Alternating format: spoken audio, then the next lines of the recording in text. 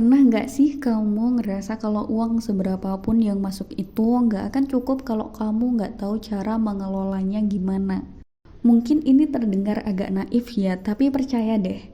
Makin besar uang yang kamu terima, pengeluaranmu bakal makin besar juga. Jadi jangan berharap semua bakal cukup kalau gajimu bisa lebih besar dari ini. Itu nggak akan cukup selagi kamu nggak mengubah gimana caramu melihat dan berinteraksi dengan uang. Nah, di video ini kita bakal sama-sama belajar melihat dan mengelola uang seperti cara orang Jerman berinteraksi dengan uang. Kita juga bakal langsung simulasi tipsnya gimana kalau diterapkan pada gaji 3 juta dan dengan biaya hidup ala Indonesia.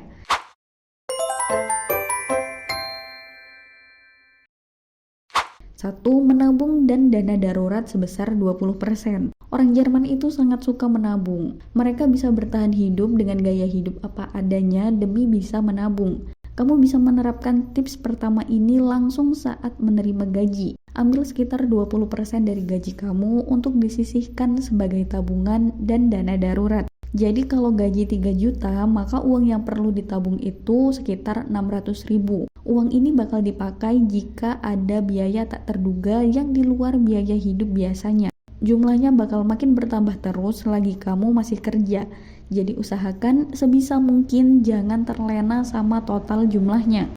2. Biaya hidup pokok sekitar 50%.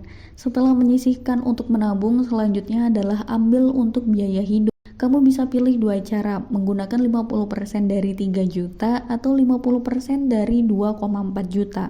Atau kamu bisa menyusun estimasi bahwa biaya kebutuhan pokok kamu adalah 1,2 juta sampai 1,5 juta.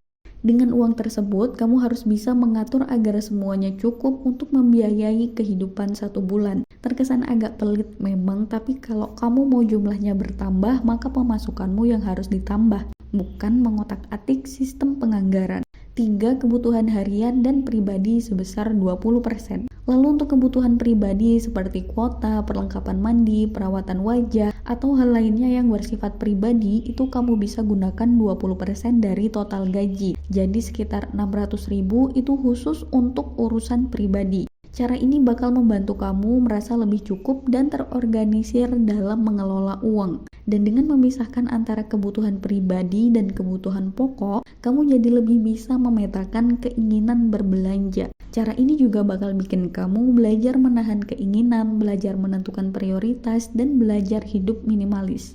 4. Investasi jangka panjang dan asuransi sebesar 10%. Terakhir adalah untuk investasi jangka panjang dan asuransi, sekitar 10% dari gaji yang artinya 300.000 dari 3 juta. Langkah ini akan berguna untuk kehidupan di masa depan. Mulai alokasikan dana untuk investasi dari sekarang karena kestabilan finansial jangka panjang itu sama pentingnya dengan kestabilan finansial saat ini. Jangan terlena oleh kemampuan mencari uang yang masih prima atau total gaji yang cukup untuk hidup 1 tahun.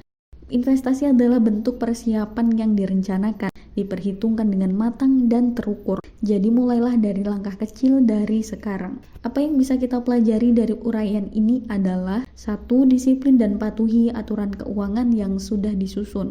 2. Jangan malu jika gaya hidup kamu terlihat lebih sederhana. Asalkan kamu nggak punya hutang, maka kamu aman. 3. Tabungan, dana darurat, dan investasi adalah kunci. Punya 3 hal ini, maka setidaknya kamu tidak akan kesulitan saat sudah tidak kerja lagi. 4. Kamu akan terhindar dari bahaya FOMO yang merugikan. Cara ini juga akan membantu kamu meningkatkan kesadaran tentang nilai uang. Karena bagi orang Jerman, uang itu bukan sekadar alat untuk memenuhi keinginan atau membeli barang, tapi juga alat untuk mencapai rasa aman dan kestabilan.